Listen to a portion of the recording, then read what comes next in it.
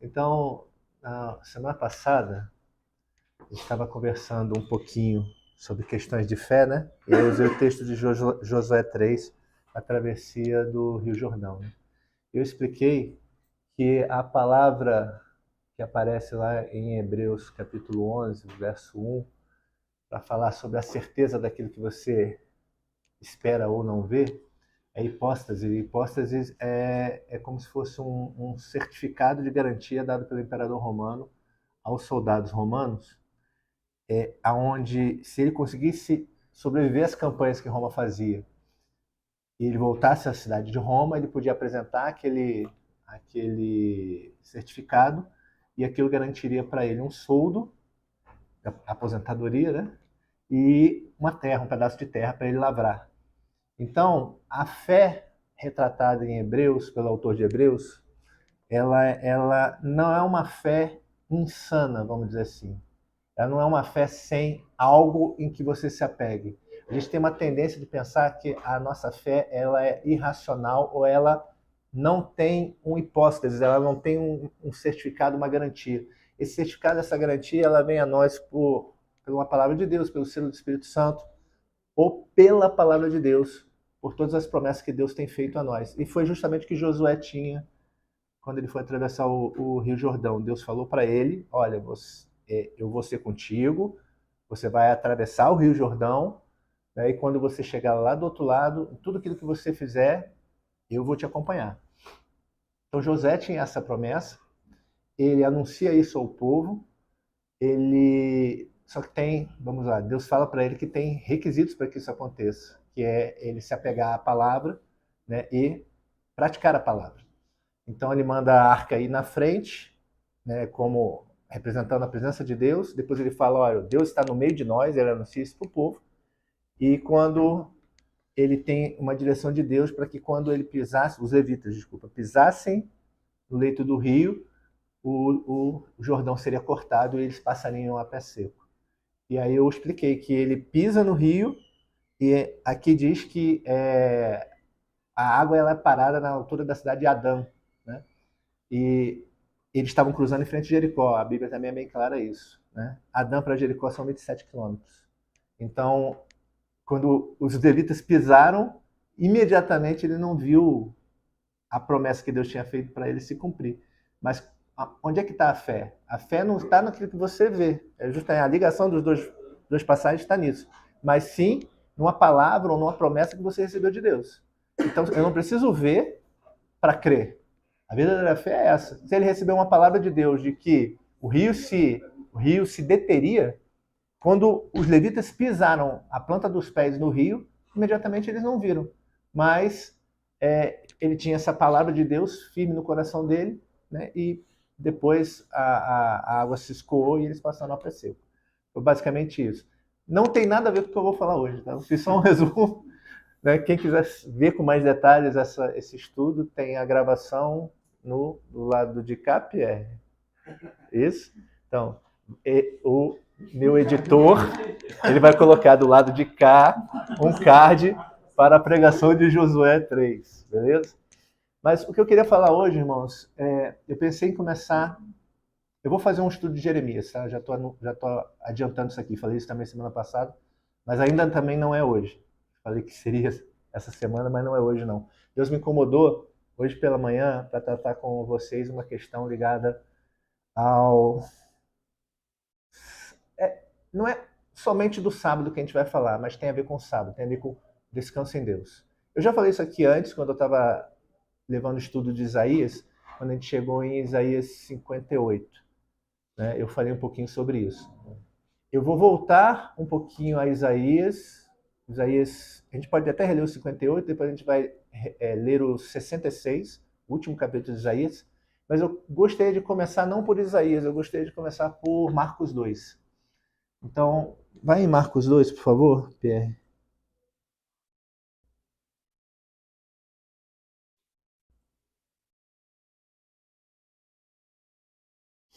Deixa eu ver aqui.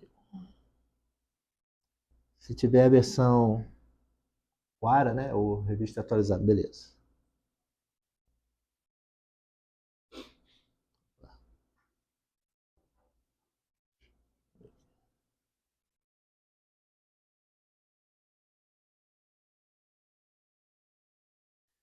Lá embaixo no verso. Cadê?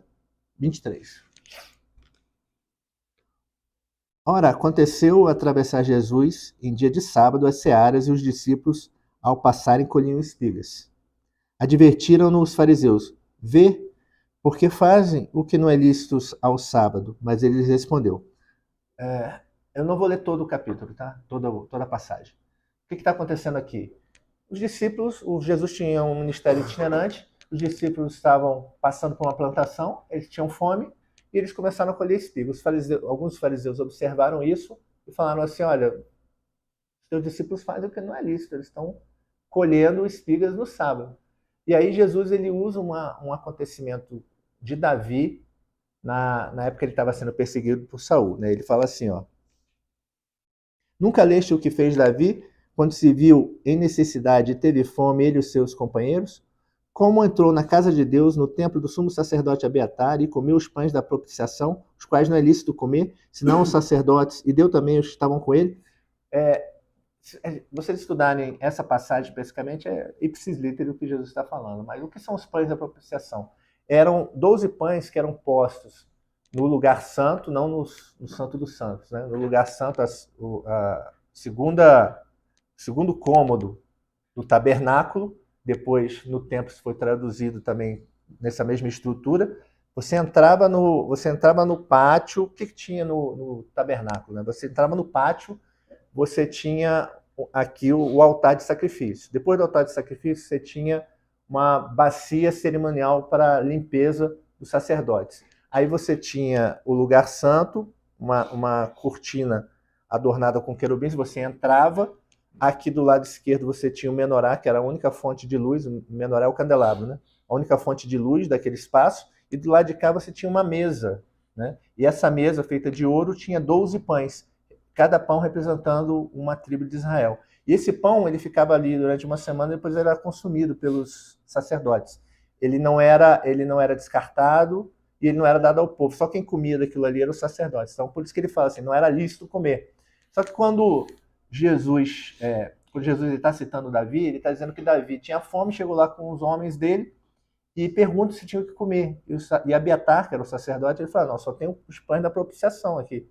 E é dado isso a Davi e ele reparte. Então ele está dizendo assim: olha, misericórdia, né, você se preocupar com o próximo, é maior do que a parte legal que a lei impõe.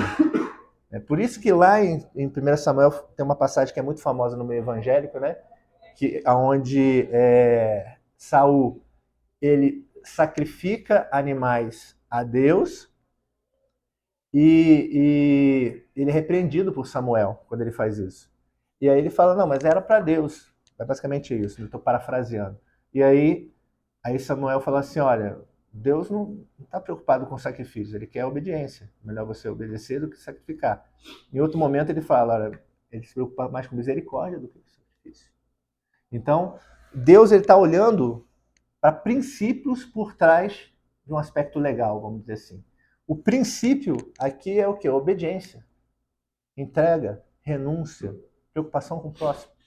E não simplesmente obedecer. Quando os discípulos estavam passando ali, eles tinham fome. Então, eles tomaram das espigas para comer, e Jesus usa isso e fala, mas vocês lembram do princípio?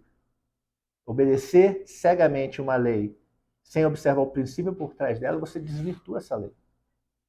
É por isso que, com todo respeito a algumas denominações, por isso que alguns se apegam a ritos e formas, mas se esquecem dos princípios por trás desses ritos e formas. Aí é por isso que tem lugar que a mulher não pode usar maquiagem, que ela não pode cortar o cabelo, que ela tem que usar véu. Né? Eu não vou entrar aqui no mérito de dizer, ok, alguns, aí podia citar Romanos 14 aqui, né? Uns deixam de comer certas coisas, guardam certos dias, usam certas vestimentas, isso não está, parte da vestimenta não está em Romanos 14, tá? Mas eu estou extrapolando. Fazem certas coisas e fazem para Deus, beleza? Para Deus que faz. Então, amém? E tem outros que não fazem. Para Deus eles não fazem. Amém? Agora o que faz não critica o que não faz, o que não faz não critica o que faz. Mas qual é o princípio? Amor. Então, Jesus está falando assim, olha, vocês estão muito apegados à forma, vocês estão esquecendo os princípios. Vai em João 5 agora.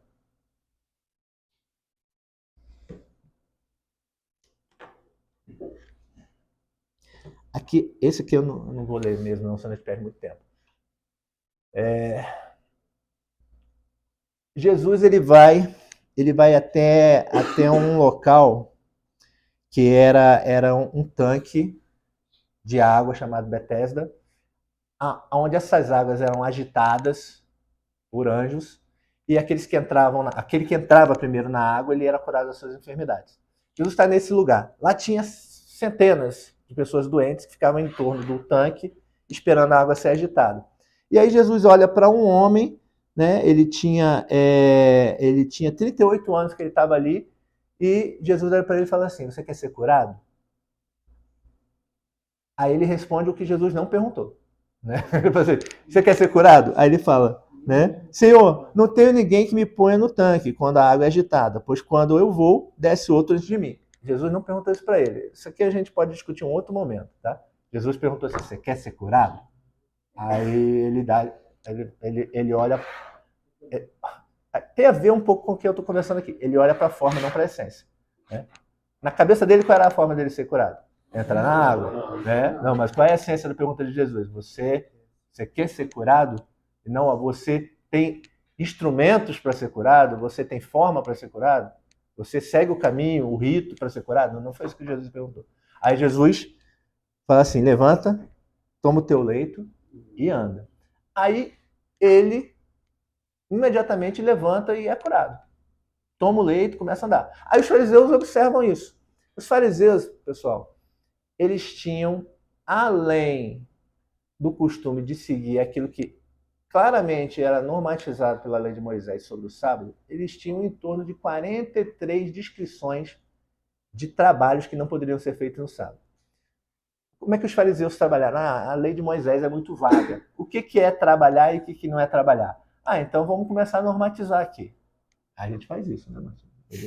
A gente pega assim, onde que eu acho que a Bíblia não é muito plena, não é muito completa? Eu vou complementar aqui no meu estatuto da minha instituição religiosa. Entendeu? A gente costuma fazer isso. Então vamos normatizar aqui. Então você não pode fazer isso, você não pode fazer aquilo, você não pode usar isso, não pode usar aquilo. Ou seja, a gente cria um formalístico evangélico dizendo assim, olha, se você seguir todo esse formalismo evangélico aqui, né, você é de Deus. Se você não segue isso aqui, você não é de Deus. Beleza. Ali eles faziam a mesma coisa. Eles colocavam umas certas regras e não carregar o leito era uma das regras. Quer dizer, não é lícito carregar o leito. Né? Não, mas teve um homem que veio aqui e me curou. Ele falou para eu carregar meu leito. Tipo assim, ia andar. Aí eles começaram a ficar preocupados. Mas quem é esse homem, né? Quem é esse homem que pede para você ir contra a lei, né? Aí Jesus ele é interrogado em certo momento, o homem acaba, depois de várias conversas, né, dizendo quem era, eles chegam até Jesus, né? E aí Jesus, está aqui no verso 16, e os judeus perseguiam Jesus porque fazia essas coisas no sábado, curar. Mas Jesus, lhes disse, meu pai trabalha até agora, e eu trabalho também. Lá no Marcos 2 que a gente leu, eu propositalmente não falei o final da passagem, onde Jesus, quando ele começa a ser questionado, ele fala assim, olha, o sábado não é feito, desculpa, o homem não é feito para o sábado, mas o sábado para o homem. Então ele fala, portanto, o filho do homem é também senhor do sábado. Aqui ele está dizendo, ele joga um outro princípio, ele fala, meu pai trabalha até agora, e eu também. Irmãos, onde é que eu quero chegar com esse princípio de conversa? O que é descansar no sábado? Se eu perguntasse assim, intuitivamente, você diria o quê? Descansar em Deus, né? Hã? Descansar em Deus. Confiar que. É não fazer o quê? Não trabalhar. Não trabalhar. Intuitivamente é não trabalhar. Mas não é esse o caso. Jesus está falando assim, olha, meu pai trabalha até agora e eu também. Mas Jesus ele não feriu nenhum mandamento da lei. Então, guardar o sábado não é não trabalhar. A questão aqui é o seguinte, irmãos. Vamos lá em Gênesis 1.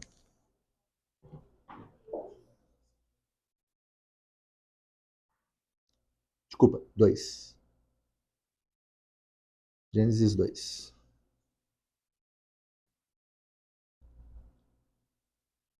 Assim, pois, foram acabados os céus e a terra e todo o seu exército. E havendo Deus terminado no dia 7º a sua obra, que fizera, descansou nesse dia de toda a sua obra que tinha feito. E abençoou Deus o dia 7º e o santificou, porque nele descansou de toda a obra, como o Criador fizera. Deus se cansa? Então, descanso não é privação de cansaço. Ou seja, não é, ok, eu vou dar a mim mesmo o alívio do meu cansaço. Né? O descanso em Deus, olhando para o que Cristo começou a ensinar ali, tem muito mais a ver com uma atitude em relação ao próximo e ao ambiente que você está, do que em relação a você mesmo. Quando ele fala assim, olha, o Deus não fez o homem para o sábado, mas fez o sábado para o homem. A gente pode ter uma certa tendência a pensar assim, olha, Deus fez isso para que você pense em você. Né? Olha, pense em você. Só que qual é o princípio que Jesus está explorando, tanto em Marcos 2 como em João 5? Né? Olha, eu fiz essas coisas não pensando em mim, eu fiz pensando em quem? No próximo. Lembra que eu estava falando há dois estudos atrás sobre o resumo da lei? O resumo da lei, quando ele fala o maior mandamento é amar a Deus sobre todas as coisas. Né? Aí o segundo é semelhante a esse, ama o próximo como a ti mesmo. Aí ele fala, esse mandamento, aí ele fala que é um. Quando Jesus fala ali, esses dois são um. E esse um é o quê? Amor. Então ele está dizendo o quê? A expressão do amor a Deus é a expressão de amor ao próximo. Você ama a Deus amando o próximo. Então, quando você olha isso daqui, a expressão do descanso, ele não pode se descolar disso, porque Jesus está colocando isso, na verdade, todas as vezes que ele é confrontado em relação ao sábado, é uma questão relacional. Sempre ele está fazendo alguma coisa para o próximo, se vocês pararem para observar. E nunca ele está fazendo uma coisa para si.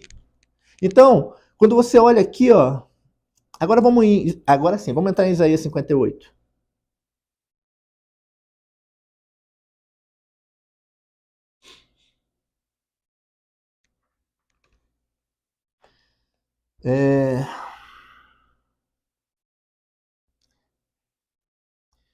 Isso que a gente discutiu bastante, acho que umas 2 semanas atrás, né? Que que Isaías está falando algo que Deus colocou no coração dele para transmitir ao povo, falando assim, olha, vocês estão questionando a Deus porque Deus não ouve as suas orações, porque os seus jejuns não dão o retorno que vocês esperam. Ah, eu jejuo, mas Deus não faz. Eu oro e Deus não me ouve. E aí, Isaías passa uma mensagem de Deus falando assim, olha só, por acaso esse é o jejum, né, que eu quero, né, que você fica aí com a cara desfalecida, vista pano de saco, joga cinza em cima de você, fique sem comer. Fala, não.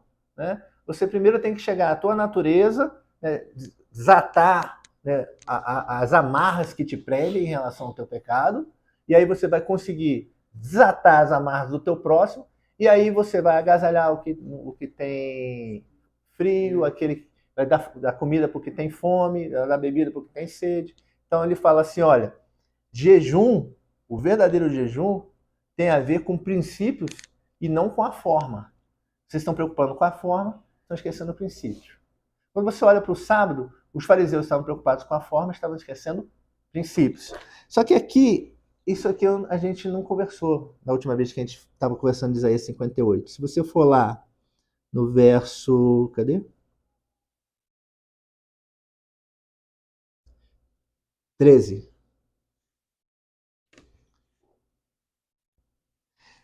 Se desviares o pé de profanar o sábado, de cuidar dos teus próprios interesses. Percebem aí a ligação que eu estou tentando mostrar e deixar claro para vocês? Ele fala assim, olha, se você não profanar o sábado, guardando os seus próprios interesses, ou seja, pensando só em você, né, fechado, achando que você está num processo de santificação, que você não precisa se preocupar com o teu irmão que está ao lado e todos aqueles que estão à sua volta, né? e de cuidar dos teus próprios interesses no meu santo dia, se chamares ao sábado deleitoso, o santo dia do Senhor, digno de honra, e honrares, não seguindo os teus caminhos, ou seja, pensando só em você, não pretendendo fazer a tua própria vontade, nem falando palavras vãs, então te deleitarás no Senhor. Lembra que no Isaías 55, abre aí o 55.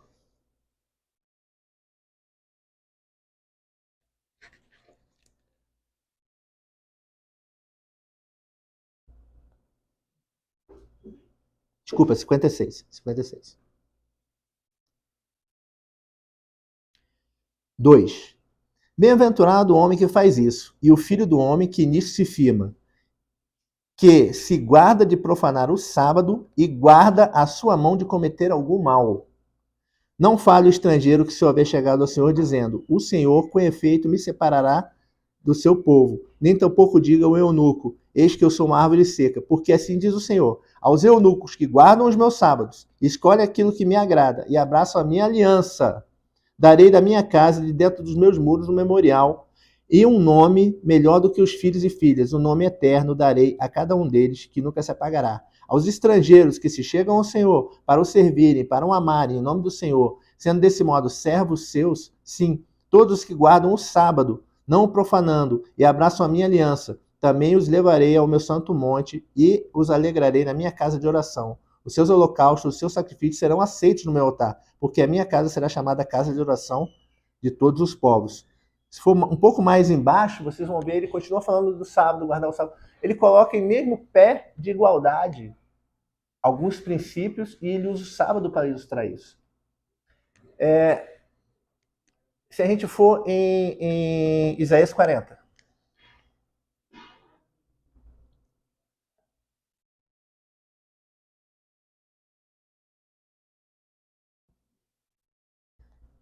É lá embaixo, acho que é no 27. Deixa eu ver se é isso mesmo.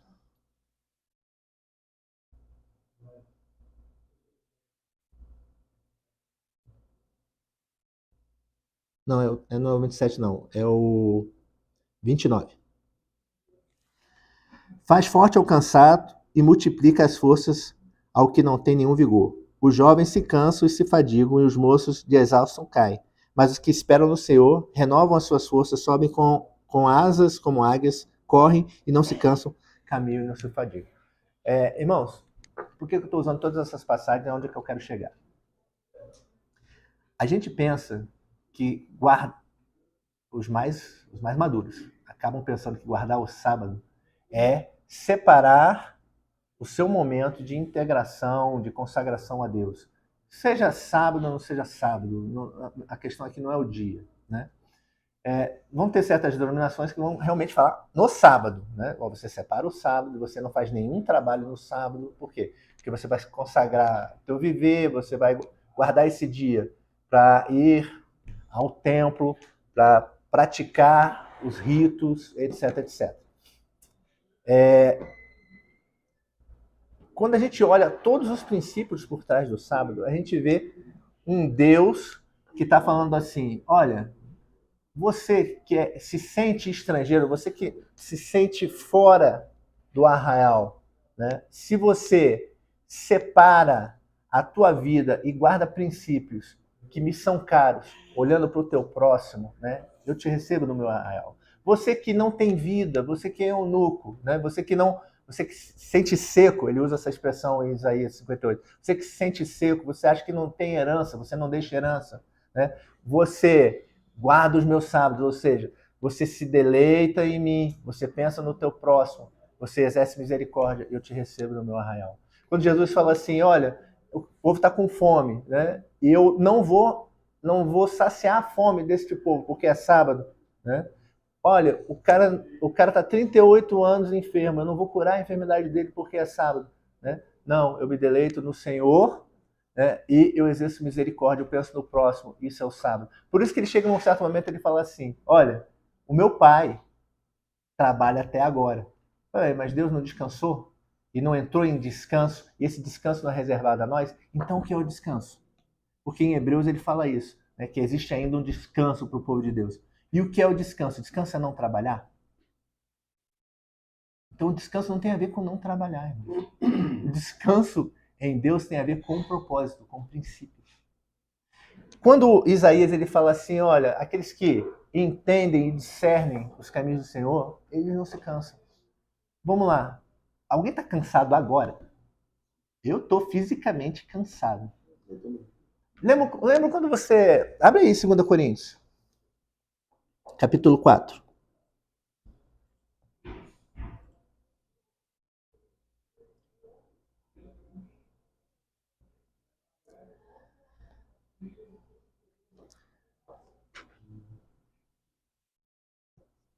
No verso 1 ele fala assim, pelo que tendo esse ministério... Que ministério? Paulo está falando do ministério dos apóstolos. E basicamente ele está também defendendo o ministério dele. Ele fala assim, pelo que, tendo esse ministério, segundo a misericórdia que nos foi dada, não desfalecemos. Pelo contrário, rejeitamos as coisas que, por vergonhosas, se ocultam, não andando com astúcia nem adulterando a palavra de Deus. Antes nos recomendamos a consciência de todo homem, na presença de Deus, pela manifestação da verdade. Cadê? Aí você for um pouco mais embaixo, verso 9. Não, 8. Em tudo somos atribulados, porém não angustiados. Perplexos, porém não desanimados. Perseguidos, porém não desamparados. Abatidos, porém não destruídos. Levando sempre no corpo o morrer de Jesus, para que também a sua vida se manifeste em nosso corpo. Porque nós que vivemos somos sempre entregues à morte por causa de Jesus, para que também a vida de Jesus se manifeste na nossa carne mortal. De modo que em nós opera a morte, mas em vós a vida. Tendo, porém, o mesmo espírito de fé, como está escrito. Eu criei, por isso é que falei. Também nós cremos, por isso também falamos. Sabendo que aquele que ressuscitou o Senhor Jesus, também nos ressuscitará com Jesus e nos apresentará convosco. Porque todas as coisas existem por amor de vós, para que a graça, multiplicando-se, torne abundante as ações de graças por meio de muitos, para a glória de Deus.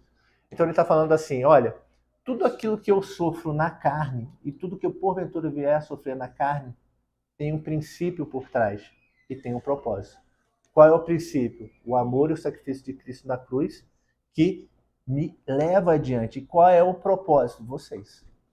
Então ele está falando, vocês, Coríntios, vocês que leem essa carta, nós que estamos aqui hoje, né? Nós somos o propósito por trás do ministério de Paulo, que preferia, muitas vezes, morrer e estar com Cristo. Mas por que ele preferiu não morrer? Eu perguntei no sábado, na reunião de sábado, não sei para que eu perguntei, não sei se foi para um dos que estão aqui. Falei assim, não, foi para o Felipe. Falei assim, Felipe, você queria morrer? Agora? Aí ele fala, não. Eu falei, por que não? Aí ele, porque ele ficou meio assim, sem saber o que responder. Não, porque eu não quero essa vida aqui, né, com a minha família, tal, tal, tal. Eu falei, tá. A gente tem um pai que a gente diz que ama, mas que a gente nunca quer ver. A gente diz que ama Deus, mas na hora de passar por uma enfermidade, uma doença, uma luta, a primeira coisa que clama é Deus me livra disso aqui. Então, ok. Se for por um motivo egoísta, irmão, isso é pecado. Isso mostra que talvez seu coração esteja longe de Deus. Mas se for por um motivo altruísta, Paulo, né? Eu não quero morrer. Por quê? Por causa de mim? Não, porque por mim eu preferia morrer. Quando o Felipe, o garoto que eu falei que estava na nossa reunião lá, ele falou assim, não, por causa da minha família, isso daí é o altruísmo, não é o egoísmo. Né? Agora, quando a gente pensa em nós, mas é a minha vida, e as minhas coisas, e o meu querer, e o eu, e o eu, e o eu, e o eu. Quando a gente olha para o sábado de Deus, irmãos, é um momento que você para e contempla, e você se deleita e começa a depender de Deus. Vocês lembram em Êxodo 14, quando o povo começa a reclamar para Moisés, falando assim, olha, a gente está aqui e não tem comida. Foi para isso que você tirou a gente lá do Egito, né? Para morrer de fome no deserto? Aí Deus fala, por intermédio de Moisés, que ele vai mandar um maná. E ele fala assim, olha, vocês vão colher o maná todo dia. Vocês vão colher o maná para o teu dia, para a subsistência do teu dia. Né? Não guarda esse negócio para depois. E quando chegar na sexta, você vai colher o quê? Em dobro. Né? Irmãos, qual é o exercício que Deus está fazendo para aquele povo em relação ao maná? É o não trabalhar? É o quê? Dependência. Dependência. Olha, aprendam a depender de mim. Aprendam a depender de quem eu sou. Aprendam a se deleitar nas minhas promessas. Por que eu falei que tinha alguma ligação que eu ia conversar com hoje com a fé? Né? Deus fez promessas de quê? Por exemplo, quando Jesus falou assim, olha, você não tem que se preocupar com o que você vai comer, com o que você vai vestir. Né? Por quê? Porque, olha os pássaros, né? Eles não cegam nem ceifam, né? Mas Deus alimenta eles, né? Os pardais. Fala, olha, olha o lírio do campo, né? Eles se vestem com mais beleza do que Salomão em toda a sua glória. Então, vocês não valem mais do que pardais, do que a flor do campo, o lírio do campo? Então, o que Jesus está falando assim? Olha, eu prometo a vocês que Deus vai cuidar de vocês. Então, vocês têm que aprender a depender de Deus. Então, o princípio da dependência, né, é você acreditar que as promessas de Deus são verdadeiras. E quando você guarda o sábado, o que você está fazendo? Você está olhando para o teu próximo, exercendo misericórdia para o teu próximo, se deleitando e contemplando o quê? A promessa de Deus. Né? Deus fez a obra dele, ele para e se deleita nela. Ele fala assim, olha, guarde o meu sábado.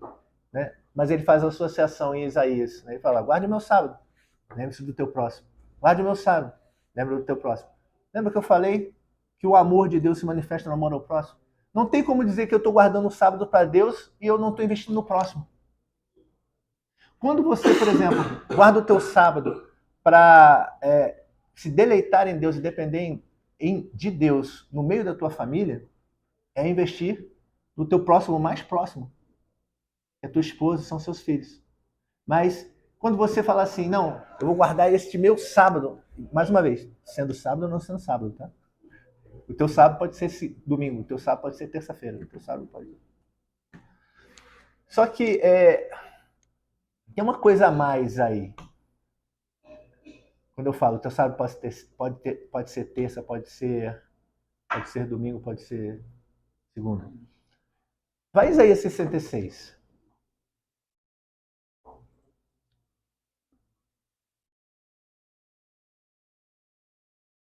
Quando o autor de Hebreus ele fala que tem um sábado, um descanso reservado para o povo de Deus, a gente pensa, é quando eu chegar na glória, né? Por quê? Porque eu estou pensando que as tribulações desta vida aqui são a razão da minha fadiga. Fadiga ou não fadiga, irmãos, não é importante para Deus. Deleite ou não deleite, dependência ou não dependência, isso faz diferença no teu relacionamento com Deus. Então, o descanso em Deus não é que ele vai te livrar da tribulação quando você estiver na glória. Né? Aí a gente pensa, então eu não posso ter esse descanso hoje.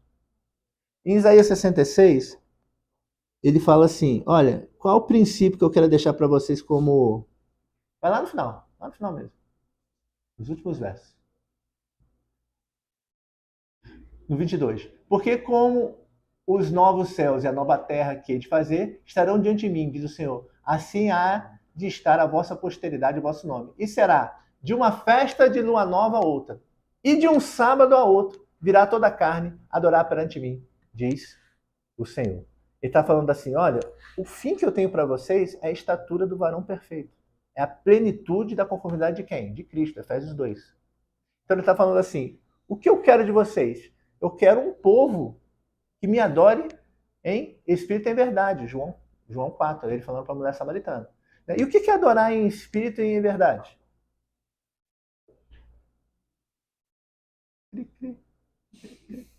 O que é adorar em espírito e em verdade?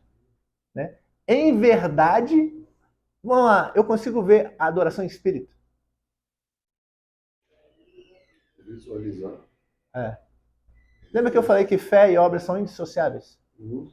Fé e obras são indissociáveis. Eu não posso... É a casadinha de Efésios 2 com Tiago 2. Ele está falando assim, olha, você diz que tem fé, mas isso não redunda em algo, a tua fé ela é morta. Então, é uma discussão esquizofrênica eu começar a discutir aqui fé e obras. Por que é esquizofrênica? Porque é o seguinte, Martins está caindo do precipício. Aí eu estendo a mão e seguro ele. E puxei ele para cá.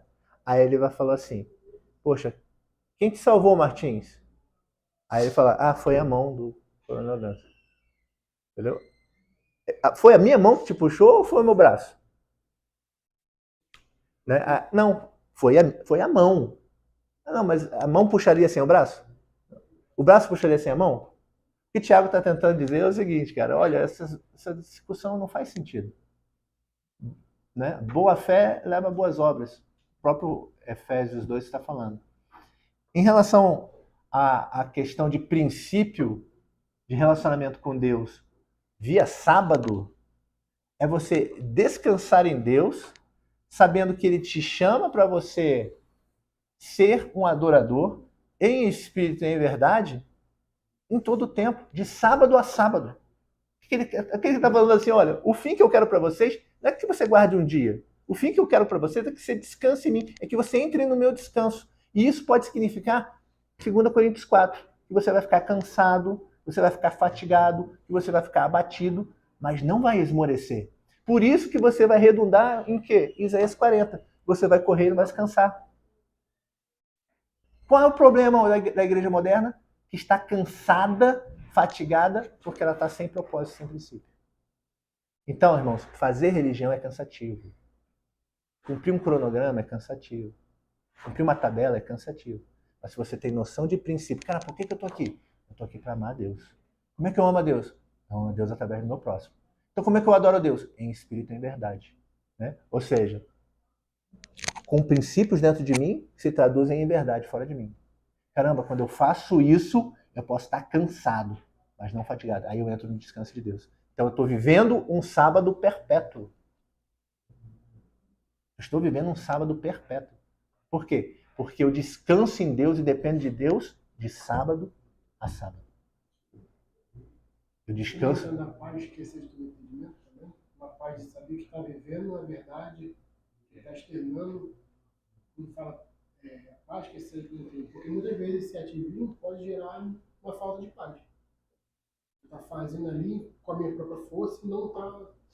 Uma das coisas mais difíceis que eu já fiz na vida, eu já falei isso aqui, deixo como exemplo, foi pastorear igrejas.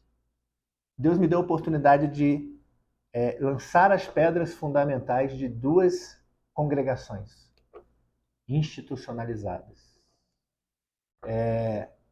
E eu as pastoreei durante um tempo. Caramba, aquilo era muito fatigante para mim, muito cansativo. Por quê? Porque eu não tinha discernido ainda que eu não tinha o chamado, o dom de Efésios 4, o dom pastoral de Efésios 4. Eu tinha o dom de ensino de Efésios 4, que alguns chamam de mestre, mas não o pastoral. O que não quer dizer que eu não possa me mover no pastoreio. Mas nitidamente, por exemplo, eu vejo pessoas como o Rodrigo, que talvez vai assistir esse vídeo, que tem um chamado pastoral, mas ele não foi ordenado. Assim como eu conheço pessoas ordenadas que não têm um chamado pastoral. E porque ele recebeu um título, ele se obriga a se mover em algo para o qual ele não tem chamado. E aí isso é cansativo, porque ele está fora do propósito. É como se eu pegasse um motor de mobilete. Ainda existe mobilete? Eu sou tão velho assim. Não. Como se você pegasse um motor de mobilete e botasse ele para rodar numa Harley Davidson. Entendeu? Que é muito pesada e não foi feito para aquilo. Vai rodar. Vai rodar. Mas vai durar quanto deveria? Vai render o quanto deveria? Ou seja, ele não dura o tempo que deveria, não atinge o propósito que deveria, porque está fora de propósito. Quando Deus vai distribuir os talentos, é a mesma coisa. Ele dá uns, ele dá um, a um ele dá 1, a outro ele dá 5, a outro ele dá 10. Quando ele volta para cobrar, ele não fala assim, você não fez o teu 1 virar 10, não? Não. Tanto que quando ele olha o de 5 e o de 10, ele fala, ok, o de 10 devolveu outros 10, o de 5 devolveu 5. E o que ele esperava do de 1? e devolvesse mais um. Né? Por quê? Porque ele quer saber se você está dentro do propósito, do desígnio que ele te deu. Às vezes, Deus te deu uma pessoa para discipular, meu irmão. Enquanto para outra ele deu 12. Ah, então que discipula um vale mais do que discipula 12? De forma alguma. Né? Então, para encerrar, porque já deu os 30. A questão do sábado, meus irmãos, é você aprender a depender de Deus. Você viu que eu liguei várias passagens, né? Isaías 40, 2 Coríntios 4, tudo dentro do mesmo propósito, né? Descanse em Deus. Descansar em Deus é crer nas suas promessas e depender dele. E ao depender dele, tem um senso de propósito voltado para o amor a Deus através do amor ao próximo. E aí exerce a misericórdia. E aí você vai entender como é que aquelas passagens e a experiência de Cristo funcionam. Amém? Ficou claro? Alguém ficou com alguma dúvida?